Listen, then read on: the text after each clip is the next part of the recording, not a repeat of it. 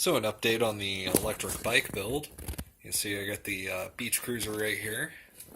I've mocked up where I want my throttle to sit, see how that works out, and we can move it from there. So you can see I got the rack installed here, and I put a pin through it because the guy at the bike shop said the rack might try to swing back and forth just from the weight that I want to put in the back of it.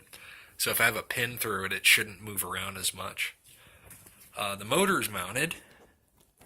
You can see I just have the bolts going through the hinge here, and then if you look down here, you can see I had to drill a hole right here, and then I put a bolt through there, and I used where on some bikes that's where the brakes mount up. And the wheel is riding. Let's see if I can get it.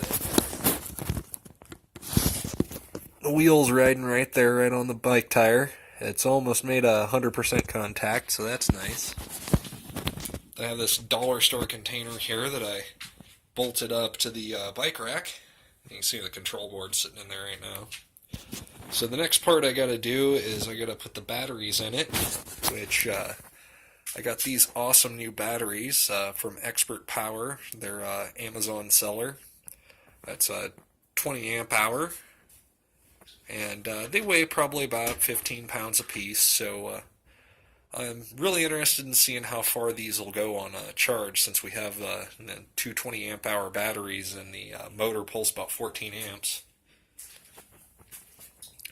But next thing we're going to do is wire up all the electrical and put the batteries in it. But the first thing I need to do is carry the bike up these sketchy stairs here. You can see the water lines are in the way.